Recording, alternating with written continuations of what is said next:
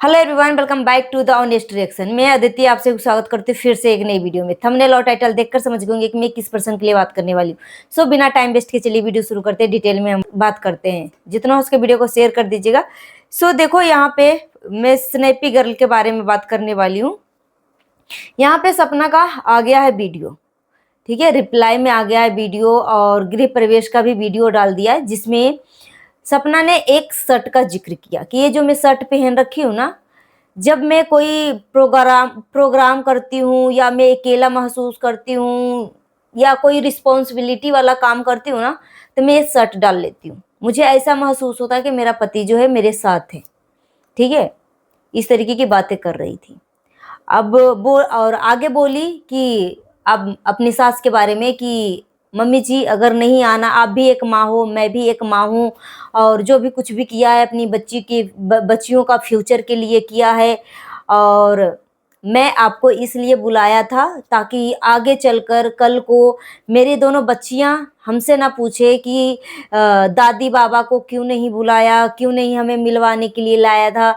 इसलिए मैं बोल रही थी कि आपका जब मैं देखी कि आप परेशान हो बच्चियों के लिए, तो इसलिए मैं बोली कि ठीक है भाई, हम 10 दिन के लिए आ जाते हैं बच्चियों के लिए मिलवाने के लिए।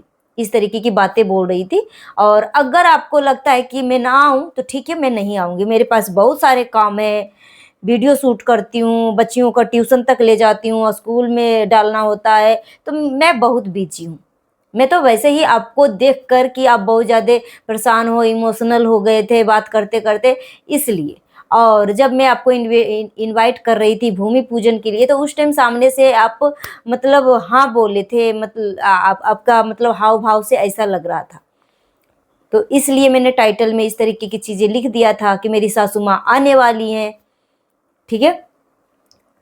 सो आगे फिर भूमि पूजन का प्रति मतलब चीजें दिखाने लगी कि कौन कौन आया कौन कौन नहीं आया। इस तरीके रेड कलर का फिर बाद में लहंगा पहनी, और सपना की मम्मी जो है पीला कलर की साड़ी पहनी थी, ठीक है, सबसे मिलवाया।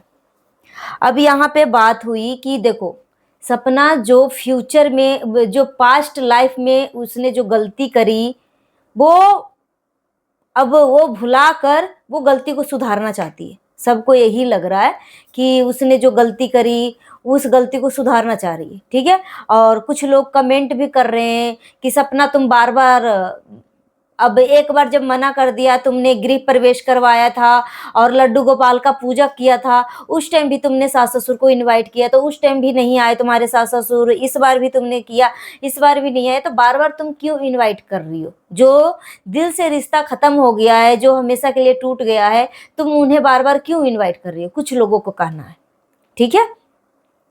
अब यहाँ पे सासू माँ का रिप्लाई आता है। सासू माँ बोली या अपनी प्रतिक्रिया रखी, ठीक है, कि हमारा केस चल रहा है। और हाँ, सपना जो है एक चीज का और जिक्र करी थी, बोल रही थी कि जिसके ऊपर केस करना था उसके ऊपर केस नहीं किए मेरे ससुर जी, और बहू के ऊपर केस कर दिए। मैं ऑलरेडी इतना परेशान हूँ, फिर को थाने का भी चक्कर लगाती हूँ, कोर्ट कचहरी का भी चक्कर लगाती, वो भी जिक्र करी थी, ठीक है। एक एक पॉइंट के ऊपर मैं बात करने वाली हूँ।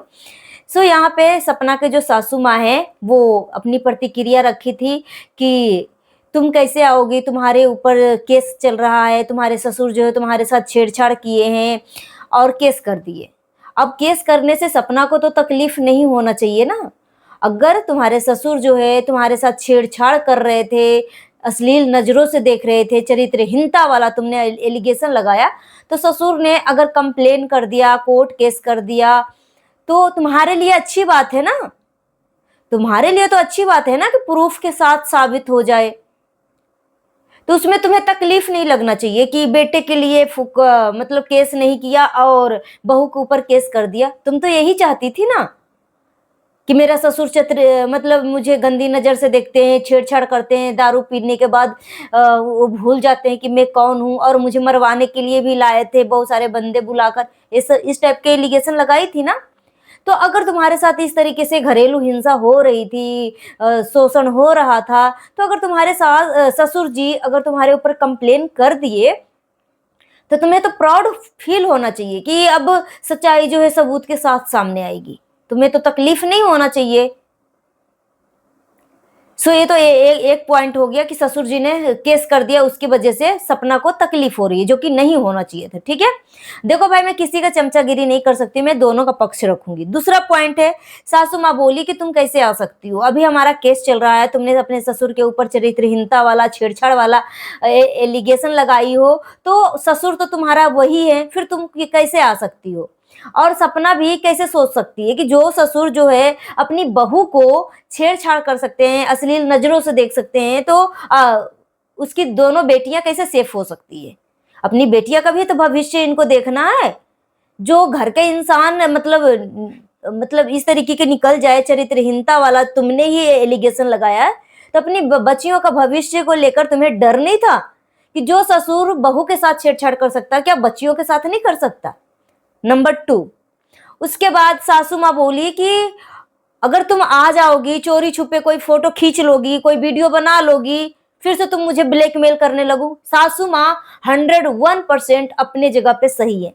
भले ही वो ज्यादा पढ़ी लिखी ना हो, मगर जितना भी हो, अपना पूरा लाइफ जिंदगी का जिया है, समाज के बारे में सब कुछ अनुभव किया है। ठीक है, तो इतना भी बेवकूफ तो नहीं है ना।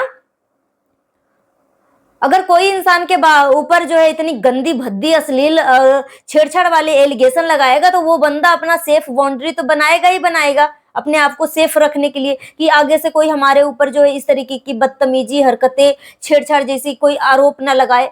क्योंकि सपना का जो ससुर है एक टीचर है, ठीक है, और टीचर के ऊपर इतनी गंदी भद्दी एलिगेशन लगाना पूरा कैरियर डुबोना जैसे है, बर्बाद करने वाला चीज है।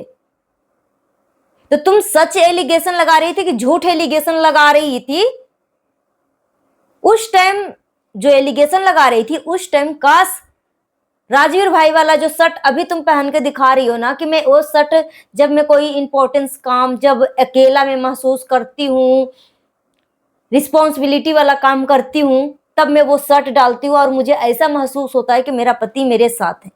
काश जिस टाइम तुम अपने सास ससुर को जलील कर रही थी, एलिगेशन लगा रही थी चरित्रहीनता वाला, उस टाइम तुम इस शर्ट पहन लेती। क्योंकि देखो, कैमरे के पीछे की लड़ाई क्या थी नहीं थी वो माफ हो जाती है, मगर तुमने सोशल डिफेमिंग किया है अपने सास ससुर का, सोशल डिफेमिंग किया है।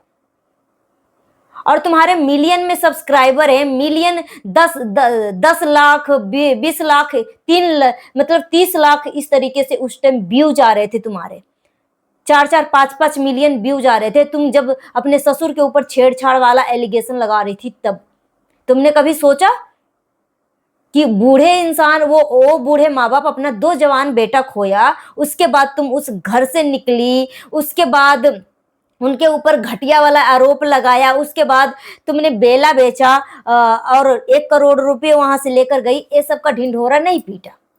जब तुम अपने खुशी वाली चीजें पब्लिक से मतलब जब तुम्हारे ऊपर दुख आता है, तो सिंपैथी लेने के लिए अगर पब्लिक में आ जाती हो, तो पब्लिक से खुशी वाला भी चीजें आपको शेयर करना चाहिए। जब तुम्हारा बेला बिका था, तो उस टाइम भी पब्लिक को बताना चाहिए था कि हमने बेला बेच दिया, 1 करोड़ रुपए आ गए हाथ में, हमें उसी पैसे से हम इधर अपनी बच्चियों के लिए इन्वेस्ट कर रहे हैं, फ्लैट ले रहे हैं, बेला ले रहे हैं, कुछ भी। तो यहाँ पे पब्लिक ठगा हुआ महसूस करती है। जब तुम्हारा अपने दुख में पब्लिक से सिंपैथी लेने के लिए आती हो, वो अटैच हो जाता है, फिर बाद में दूसरे के मुख से पता चलता है कि सपना जो बेला बेची थी, 1 करोड़ रुपए, जिम बेचा, बेला बेचा, जमीन प्रॉपर्टी ये सब बेचा, उसी पैसे से ये सब इधर उधर कर रही है। मगर तुमने सपना ने पब्लिक से बोला, मतलब ये सब मकान उकान लेने के लिए मैं अच्छी खासी मोटी रकम लोन पे लिया हूँ, ठीक है, लोन का नाम लिया था, मैं अपनी बच्चियों को भविष्य के लिए मैंने लोन लिया है, ये सब चीजें कर रही हूँ। मगर बोला नहीं कि मैंने बेला बेच दिया चाहे फ्लैट बेच दिया। तो यही जब सासू माँ दोहरा रहे हैं, अपनी बात तो रखेंगी ना भाई। जब उनके ऊपर सब उंगलियां उठा रहे कि तुम्हारी सास ही गलत है, अगर तुम्हारे सास गलत होते, अगर तुम्हारे ससुर जी छेड़छाड़ कर रहे थे, तो उस घर में फिर दोबारा से तुम बहू नहीं बनती, ठीक है। मगर पुरानी वीडियो में देखा जा रहा है कि तुम्हारे सास ससुर तुमसे कितना प्यार करते हैं, तुम्हें अपनी बेटी की तरह चूम रहे थे, और तुम भी उनको कितना खुशी खुशी खाना देने के लिए जा रही थी। ये सब रिकॉर्डेड वीडियो है। फिर तुम्हारे ससुर जी कब छेड़े नहीं छेड़े, जब राजवीर जी का डेथ हुआ उस टाइम तुम्हारे ससुर जी ही थे, वो बोल रहे थे कि सूरज भी और राजवीर जी, मतलब सूरज और राजवीर मेरा ये बहू ही है, बहू नहीं मेरा दोनों बेटा है, इस तरीके के बोले थे। कितना प्राउड की बात होती है कि एक ससुर जो है दोनों बेटा खोने के बाद अपने बहू के लिए इतना सख्त, इतनी मजबूत बात बोले। ये प्राउड की बात है, प्राउड फील करने वाला। और फिर उसी बाप के ऊपर जो है इतना घटिया एलिगेशन लगा दे कि मुझे छेड़छाड़ कर रहा था ऐसे वैसे, तो क्या लगेगा। अब रही बात, अगर सासू माँ ने अपनी पक्ष रखा कि तुमने मेरा मरा हुआ बेटा को भी नहीं छोड़ा, मरा हुआ बेटा का मेरा रिकॉर्डिंग लगाकर, राजवीर सूरज दोनों का रिकॉर्डिंग लगाकर तुमने जलील किया, जो कि वो सामने भी अपना पक्ष रखने के लिए नहीं आ सकते थे, तो यहां से कौन गलत साबित हो रहा है, कौन गलत साबित हो रहा है? हर एंगल से तुम गलत साबित हो रही हो सपना, हर एंगल से। तुम सिर्फ और सिर्फ व्यूज के लिए पूरा परिवार का सत्यानाश कर दिया, सिर्फ व्यूज के लिए। ये नहीं सोचा कि ये पैसा जो है मेरे पास आ तो रहे हैं, मगर इसके लिए कितना कीमत चुकाना पड़ेगा, रिश्तों का बलिदान कर रही हो जो। अगर तुम्हारे साथ इस तरीके की हरकतें हो रही थी, तुम्हारे सास ससुर तुम्हें प्यार नहीं करते थे, अपने बेटे से पिटवाते थे, फिर दोबारा से उसी घर की बहू क्यों बनी? तो एक अच्छी माँ बाप का यही पहचान होता है, एक अच्छे सास ससुर का, कि तुम्हें फिर दोबारा से एक्सेप्ट किया उसी घर में। रही बात कि मुझे पता है कि आप दोनों बच्चियों से मिलना नहीं चाहती, वो बच्चियों से मिलना चाहती हैं, मगर वो डरती हैं तुम्हारी हरकतों से कि तुम आकर कहीं फिर से कुछ ना कर दो। क्या प्रूफ है? ऐसी वो माँ बाप एक बार जलील हो चुके हैं, तो वैसे तुम्हें आगे से कैसे इनवाइट कर लेंगे कि हाँ आ जाओ मेरी बहू, मेरे घर पे आ जाओ, 10 दिन महीना दिन रह लो? कैसे बोलेंगे? कोई चीज का सबूत दोगी? क्योंकि उनके साथ बहुत ज्यादा निचता लेवल तक चीजें हो चुकी है, तो वो तो अपना सेफ बाउंड्री बांधेंगे ही बांधेंगे। क्योंकि एक बार जब रस्सी टूट जाती है ना, तो उसको जोड़ने में कितना भी जोड़ लो, उसमें गांठ का ही निशान आता है। ठीक उसी तरीके से तुमने अपने ससुर का सोशल डिफेमिंग किया है, और ऑलरेडी तुम्हारे ससुर जो है एक टीचर रह चुके हैं, और उस टीचर के ऊपर इतना अभद्र एलिगेशन लगाना कोई मामूली बात नहीं है कि कोई इंसान जो है एक कॉल में तुम्हें माफ कर दे। उस रिश्ते को सुधारने में टाइम लगेगा, टाइम लगेगा। बाकी ये बच्चियों से दादी जो है बहुत प्यार करती है, शायद इसीलिए इनका इमोशन यहां से सामने से दिखता है,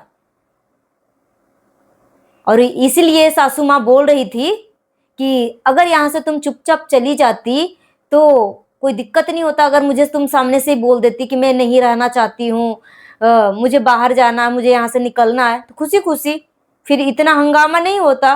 तो तुमने एक षड्यंत्र रचा, षड्यंत्र रचा, घर से निकला, प्रॉपर्टी बेचा, और पब्लिक में नहीं बताया कि मैंने करोड़ों का प्रॉपर्टी बेचा, कुछ नहीं बताया, बस सिर्फ एलिगेशन लगाया कि मेरे सास ससुर मुझे कुछ नहीं दे रहे। पब्लिक को जो बताओगी वो पब्लिक तो उसी चीज पे विश्वास करेगी ना। अब सासू माँ का प्लेटफॉर्म है अपनी बात करने की, तो क्यों नहीं रखे भाई? सारी उंगलियां सासू माँ के ऊपर क्यों उठे? वो 2 बच्चे को पेट से 9 महीना रख के बचपन से पोसा है, पाला है, जमान किया है, और भगवान दोनों बच्चे को छीन लिया अपने पास। वो माँ बाप का क्या दुख नहीं है?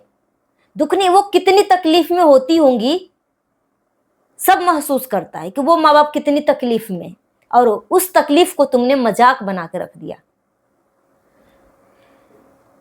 तो इतना जल्दी रिश्ता नहीं सुधरेगा, रिश्ता सुधरने में, घाव को भरने में टाइम लगता है।